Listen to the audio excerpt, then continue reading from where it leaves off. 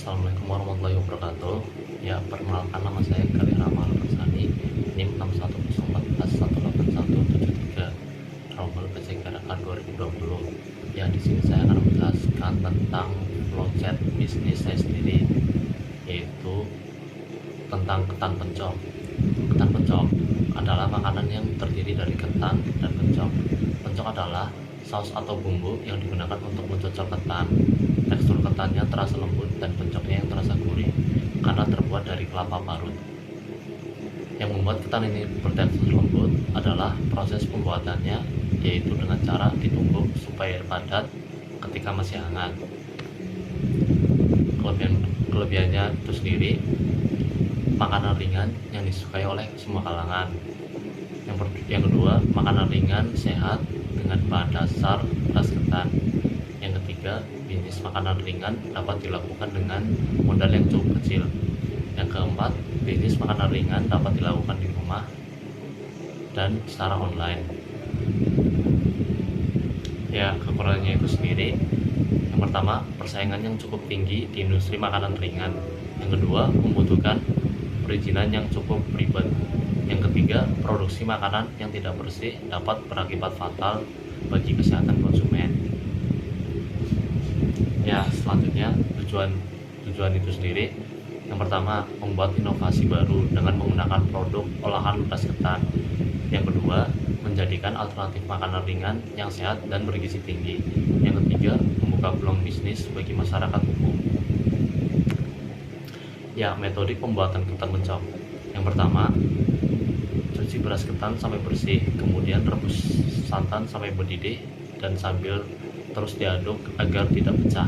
Setelah mendidih, masukkan beras ketan, masukkan sedikit garam dan rebus sampai beras matang. Angkat dan biarkan sebentar.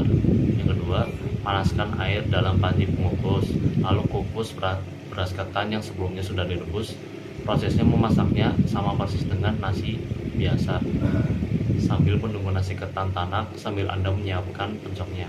Yang ketiga, cara membuat pencok, siapkan bumbunya dahulu seperti ketumbar, bawang merah, bawang putih, dan garam, dihaluskan dan campurkan bersama dengan kelapa parut. Selanjutnya, sangrai kelapa parut bersama gula yang telah disisir. Aduk-aduk terus sampai warnanya berubah kuning kecoklatan dan kering. Jika sudah matang, Anda dapat menyimpannya di mangkuk atau wadah yang lain. Selanjutnya, setelah nasi ketan ditanak kurang lebih 1 jam, kemudian angkat dan tunggu sebentar untuk ditumbuk menggunakan alu atau lempeng kayu sampai lembut. Selanjutnya, setelah lembut, maka Anda bisa meletakkan di atas tampah yang dialasi daun pisang.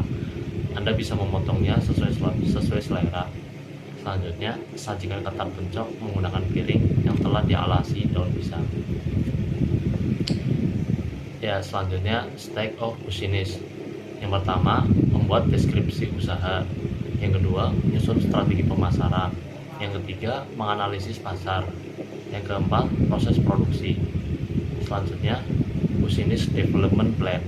Yang pertama, membuat plan yang menarik. Yang kedua, membuat sosial media. Yang ketiga, men-share pamflet ke semua sosial media seperti Instagram, Facebook, Twitter, WhatsApp, dan lain-lain. Yang keempat, mengevaluasi kekurangan yang diperoleh dari konsumen. Selanjutnya, target market atau pemasaran. Target yang pertama adalah orang luar kota atau luar daerah. Yang kedua, mahasiswa. Yang ketiga, keluarga. Yang keempat, masyarakat umum. Selanjutnya, organization of my business. Ada 4, yaitu ketua. Terus yang kedua ada bagian produksi, yang ketiga ada bagian pemasaran, yang keempat ada bagian keuangan. Sekian, terima kasih presentasi dari saya. Jika ada kesalahan, mohon maaf. Wassalamualaikum warahmatullahi wabarakatuh.